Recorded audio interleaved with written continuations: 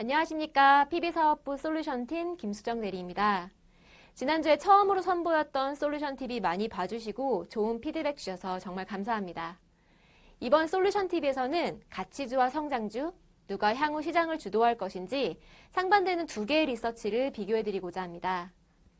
먼저 다룰 키움증권 리서치는 다가올 미 대선과 가치주 반등을 연결시켜 분석한 전망 리포트입니다. 리서치는 초두에서 올해 미 대선은 바이든 민주당 후보의 승리 가능성이 우세하다고 보고 있습니다. 바이든이 집권할 시 경기 위축 우려가 있는 세제를 당장 건드리기보다는 경기 침체 탈출을 위해 인프라 투자 등 대규모 경기 부양책을 우선적으로 시행할 것으로 보입니다. 과거 역사를 보면 사실 금융위기 이전까지는 가치주가 성장주 대비 아웃퍼폼 해왔습니다. 그러나 금융위기 이후 IT 업종의 성장주 쏠림 현상이 심화되었었는데요. MSCI 미국 성장주 대비 가치주 인덱스 비율은 현재 38.6으로 역사상 최하단에 위치합니다. 이렇듯 금융위기 이후 성장주가 월등한 우위를 보이며 현재 많은 사람들이 가치주의 시대는 끝났다고 보고 있습니다. 그렇다면 미국 역사적으로 성장주와 가치주가 주도했던 시기를 각각 살펴보겠습니다. 1930년 이후 성장주가 강세를 보였던 국면은 경기 불황에 따른 성장의 희소와 높은 실업률과 정치 경제적으로 불안정한 시기, 투기 장세로 요약해 볼 수 있습니다. 반대로 가치주 중심의 장세는 장기간 지속되는 경제 성장, 불황이 점차 안정화되어가는 국면, 인프라 투자 등 재정 정책 확대의 경우였습니다. 구체적으로 보면 1930년대 대공황 극복을 위한 뉴딜 정책 기간, 냉전시대 이후 글로벌 긴장 완화와 미국 호황으로 인한 경기 민감업종 강세 시기, 그리고 2000년 중반 성장주 프리미엄 하락을 불러왔던 IT 버블 붕괴 시기에 성장주에서 가치주로 투자 패러다임이 변화한 사례가 존재했습니다. 이를 배경으로 한 향후 성장주 약세 전망의 첫 번째 근거는 대선 이후에 있을 대규모 인프라 투자 확대 부분입니다. 현재 코로나 쇼크로 인한 미국의 경기 침체 상황을 감안해 볼 때 트럼프와 바이든 중 누가 당선되더라도 과거 뉴딜 정책과 유사한 부양 정책이 시행될 가능성이 매우 높습니다. 두 번째 근거는 바로 독점 금지법 강화입니다. 현재 미국에서는 대형 IT 기업에 대한 반독점 규제 이슈가 큰 화두가 되고 있는데요. 이미 지난 7월 반독점 청문회가 개최된 바 있습니다. 사실 그때는 큰 조정이 없었지만 바이든의 민주당은 공화당보다 특히 더 강력한 독점 금지법 강화를 주장하고 있는 상황입니다. 따라서 향후 팡과 같은 대표 성장주들에 대한 규제 강도가 높아져 차트와 같이 점차 이들의 이익 증가율이 둔화될 가능성이 있습니다. 세 번째로 가치주와 성장주는 서로 피난처로 작용하고 있으며 한쪽에서 폭락이 나오면 반대쪽으로 자금이 쏠리는 경향이 있습니다. 따라서 현재 밸류에이션 부담을 겪고 있는 성장주가 여러 이벤트로 인해 조정받을 가능성이 있고 또한 가치주의 소외 기간이 길어져 상대적 가격 매력도가 높다는 점, 그리고 AIT 등 최근 연준의 스탠스에 따른 인플레이션 상승 가능성 등으로 인해 향후 가치주 강세 흐름이 나타날 가능성이 존재한다고 보고 있습니다. 사실 지금과 같이 저금리 저성장 환경이 지속된다면 가치주 랠리가 20세기처럼 장기간 지속되기는 어려울 수 있습니다.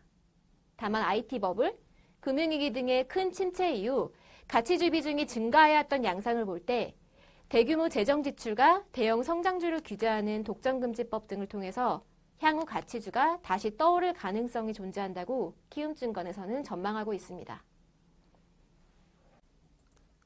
안녕하십니까. PB사업부 이진영 과장입니다. 현재 성장주 우세를 전망하고 있는 삼성증권의 리포트를 소개해드리겠습니다. 삼성증권은 코로나 사태 이후 저금리 기조가 장기간 유지될 것으로 기대되는 현재 상황이 성장주에 유리한 환경으로 평가하고 있습니다. 저금리가 이어질 경우 미래 기대현금 흐름이 높은 성장주는 이를 할인하는 금리가 낮아질수록 현재 가치가 높아지기 때문입니다. 왼쪽 차트는 금융위기 직후 제로금리가 유지되었던 기간 동안 성장주가 우세했다는 사실을 보여줍니다. 파란색이 가치주 대비 성장주의 상대 성과를 보여주는데 제로금리 기간 동안 우상향하는 움직임이 뚜렷합니다. 오른쪽 차트를 보면 2008년 금융위기 당시 연준은 제로금리를 7년 동안 유지했었습니다. 현재 코로나 사태로 인해 다시 제로금리까지 내려온 금리가 이전으로 복귀하는 과정도 오랜 시간이 걸릴 것으로 예상합니다. 금융위기 때보다 더 심화된 저성장과 양극화, 인구 노령화 등으로 제로금리는 금융위기 때보다 더 길게 유지될 것이라고 합니다. 결국 저금리 유지로 성장주의 밸류에이션 부담 완화에 따른 성장주 우위 구도가 지속될 것으로 전망합니다. 다음은 현대차증권의 성장주에 대한 긍정적인 전망을 소개해드리겠습니다. 현대차증권은 트럼프 행정부의 법인세 인하 정책이 기업 영업이익률 개선에 좋은 영향을 주고 있고 성장주만의 높은 이익 전망을 근거로 성장주의 우세를 예상하고 있습니다. 코로나발 경기 충격에 따라 성장이 희소한 국면이 오랫동안 이어질 것으로 예상됩니다.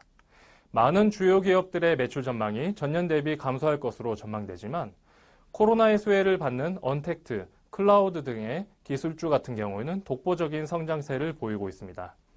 따라서 가치주 대비 성장주의 높은 이익 전망이 기대되며 성장주의 상대 수익률도 높을 것으로 전망됩니다.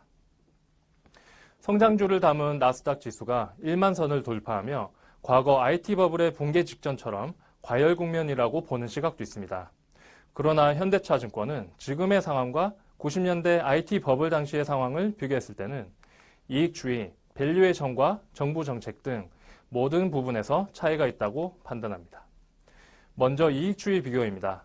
IT 버블 당시 나스닥의 이익 전망이 계속 하락하며 높은 밸류에이션 부담과 맞물려 IT 버블 붕괴로 연결되었습니다.